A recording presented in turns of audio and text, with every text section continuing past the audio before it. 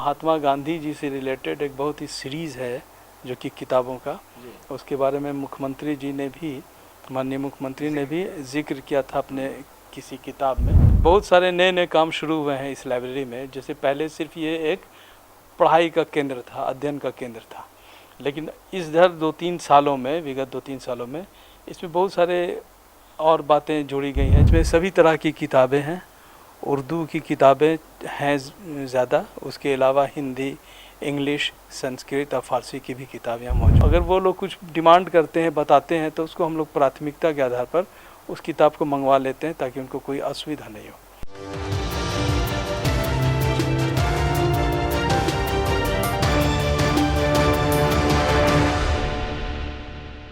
नमस्कार, आप देखना शुरू कर चुके हैं मंथन टुडे और मैं हूं आफताब आलम।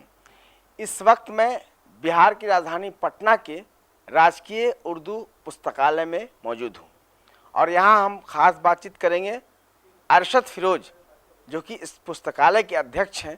उनसे जानेंगे और समझने की कोशिश करेंगे कि आखिर पुस्तकालय का काम क्या है और किस तरीके से जो है कि शिक्षा विभाग के अधीन काम करता है। सबसे पहला अरशद साहब सवाल आपसे ये है कि जो इसकी राजकीय उर्दू पुस्तकालय की जो शुरुआत हुई है, तो इसका मकसद क्या है? ये जो राजकीय उर्दू पुस्तकालय है, ये पूरी ज़मीन और ये बिल्डिंग ये सैयद महमूद साहब की थी और उन्होंने पूरे किताब के साथ इस बिल्डिंग को, इस ज़मीन को लाइब्रेरी के लिए, ख़ास तौर से गवर्नमेंट उर्दू लाइब्रेरी के लिए दान कर दिया। और इसी में 1938 से ये लाइब्रेरी कायम है और चल रही है। सैयद महमूद साहब जो अनडिवाइडेड बिहार था उसके वज़ीर भी थे, मिनिस्टर भी थे। उसके बाद ये तब से सरकारी इदारा के तौर पर यह काम कर रही है गवर्नमेंट उर्दू लाइब्रेरी। तो इसमें कितनी किताबें हैं? ये उन्होंने किताबों के साथ गिफ्ट किया था। धीरे धीरे किताबों की तादाद बढ़ती चली गई और अब लगभग 40,000 किताब यहाँ पर मौजूद हैं। इसमें सभी तरह की किताबें हैं।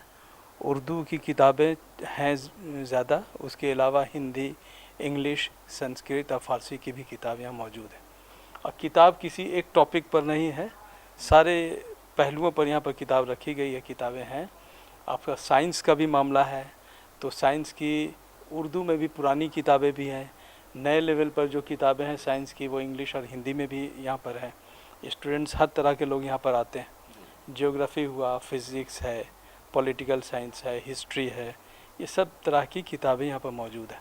हम लोगों की इस लाइब्रेरी में ख़ास बात ये है कि एक महात्मा गांधी जी से रिलेटेड एक बहुत ही सीरीज़ है जो कि किताबों का, उसके बारे में मुख्यमंत्री जी ने भी, माननीय मुख्यमंत्री ने भी जिक्र किया था अपने किसी किताब में कि वो यहाँ पर बहुत वैल्यूबल है। उसके बाद यहाँ पर अकबरनामा भी है और पुरानी हिस्ट्री की किताबें भी है और मेडिकल साइंस की जो पुरानी किताबें हैं वो उर्दू में भी है।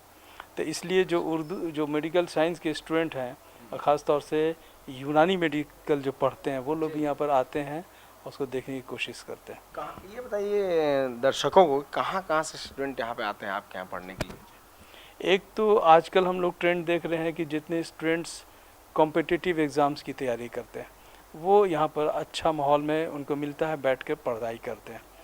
एक शांत वातावरण उनको मिलता है, एसी का रूम है और उसके बाद हर तरह की किताबें उपलब्ध हैं।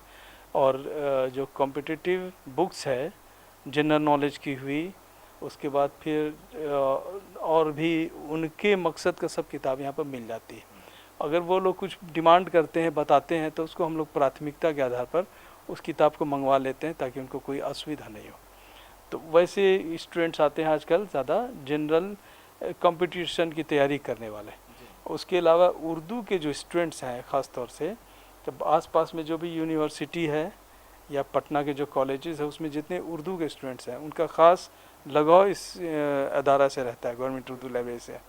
उसमें आपका ग्रेजुएशन के भी स्टूडेंट्स हैं, एमए के स्टूडेंट तो ज़रूर आते हैं यहाँ पर, जो भी एमए में पढ़ाई कर रहे हैं। यहाँ पर बताया जैसे हम लोगों ने कि बहुत ही वैल्यूबल पुरानी किताबें हैं शायर और अदीब की, जिसको वो लोग ओरिजिनल में देखना चाहते हैं तो उस तरह की किताब यहाँ पर है।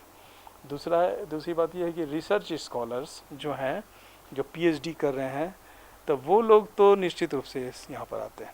और हम शुक्रिया अदा इनका भी करना चाहेंगे, प्रोफेसर जो लोग हैं पटना यूनिवर्सिटी के, पटना कॉलेज के, एन कॉलेज के, उसके बाद वुमेंस कॉलेज के, मगध महिला कॉलेज, जेडी वुमेंस कॉलेज, वहाँ से लड़के लड़कियाँ आते हैं यहाँ पर और उर्दू की पढ़ाई के लिए।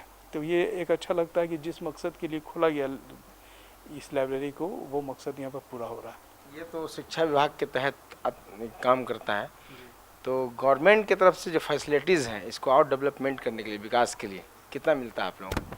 नहीं, गवर्नमेंट की ओर से हम लोगों को अच्छी सुविधा मिली। गवर्नमेंट मतलब हुआ एजुकेशन डिपार्टमेंट के माध्यम से ही, तो वो सुविधाएं तो काफ़ी मिली हुई है।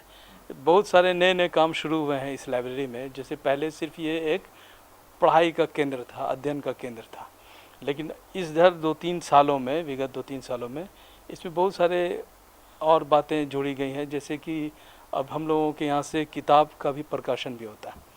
तो उर्दू लाइब्रेरी होने के नाते जितने बिहार के उर्दू के शायर हैं, अदीब हैं, उन लोगों को हम लोग किसी न किसी स्रोत से उनका नाम और उनका बायोडाटा को कलेक्ट करके 2 डायरेक्टरी में उनको हम लोग छपवाए। दूसरा है कि यहाँ से जैसे सेमिनार निकाला गया एक बार, अभी फिर दूसरी बार भी निकला है, तो हम लोग किताब भी छपवा रहे हैं। और फिर इंटर्नशिप भी कराया जा रहा है। जो लाइब्रेरी साइंस का लोग दूसरी जगह से पढ़ते हैं, पढ़ाई कर रहे हैं किसी इंस्टीट्यूशन से, उनको यहाँ पर प्रैक्टिकल जानकारी लेने के लिए वो लोग आते हैं। आने के बाद में हमारे यहाँ चूँकि बहुत पुराने लोग हैं, 40 साल से वो लोग काम कर रहे हैं लाइब्रेरी साइंस की, एक परवेज़ आलम साहब हैं, एक अजहरुल हक हैं, तो उनको काफ़ी आइडिया है लाइब्रेरी के काम का। तो उस सिलसिले में उन लोगों को उचित मार्गदर्शन देते हैं और यहाँ से लोग आते हैं, लाभान्वित भी होते हैं।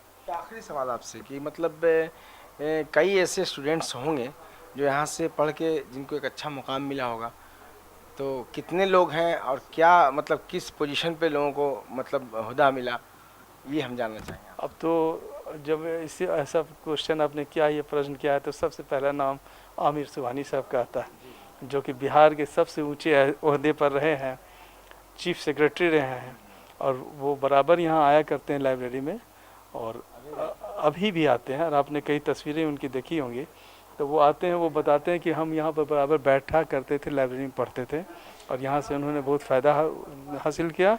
और वो चीफ सेक्रेटरी, जो सबसे हाईएस्ट पोस्ट है बिहार का, उस पर हो गए। उसके अलावा कई डिप्टी कलेक्टर्स यहाँ से निकले, जैसे खुर्शीद आलम साहब हैं, और भी कई लोग हैं दीगर, जो कि यहाँ पर आते हैं, पढ़ाई करके, तैयारी करके वो लोग गए। बैंक में बहुत सारे गए। अभी ये जो मालूम हुआ, जो बीपीएससी के ज़रिए जो एग्ज़ाम हुआ था टीचर्स का, तो उसमें तो बहुत सारे टीचर्स निकले हैं, और कुछ लोग जो कि बहुत बड़ी उपलब्धि हासिल किए हैं, उनका तो एक यहाँ पर हम नाम भी रखे हुए हैं। वो लोग असिस्टेंट प्रोफेसर हुए हैं उर्दू में। ये सभी जो असिस्टेंट प्रोफेसर हुए हैं, 12 लोग ऐसे हैं जो कि गवर्नमेंट उर्दू लाइब्रेरी के लाइफ मेंबर भी थे। ज़्यादातर उसमें ख़ातीन हैं, औरतें हैं, लड़कियां हैं। वो लोग यहाँ के लाइफ मेंबर भी रही हैं और लगातार यहाँ पर बैठकर पढ़ाई करती थी। आज हम लोग को खुशी है कि वैसे लोग 12 लोग असिस्टेंट प्रोफेसर के ओहदे पर कामयाब हुए हैं। तो आपने सुना अरशद फिरोज़, जो कि पुस्तकालय के अध्यक्ष हैं, इन्होंने ख़ास तौर पर बताया कि क्या खासियत है यहाँ का। और आमिर सुबहानी जैसे आईएएस ऑफिसर इस पुस्तकालय में कभी पढ़ाई किया करते थे, और उनके साथ साथ बहुत ऐसे स्टूडेंट्स जिन्होंने एक ऊंचा मुकाम हासिल किया है, और उर्दू ज़बान को मुकम्मल तरीके से और डेवलपमेंट करने के लिए बिहार सरकार भी ख़ास तौर पर ध्यान दे रही है। एक बिल्डिंग और भी जो है कि न्यू तैयार किया गया है, जिसका जल्द ही उद्घाटन सरकार की तरफ से किया जाएगा। अगर आपने अभी तक हमारे चैनल मंथन टुडे को सब्सक्राइब नहीं किया है, लाइक नहीं किया है, तो ज़रूर कीजिए। देखते रहिए मंथन टुडे।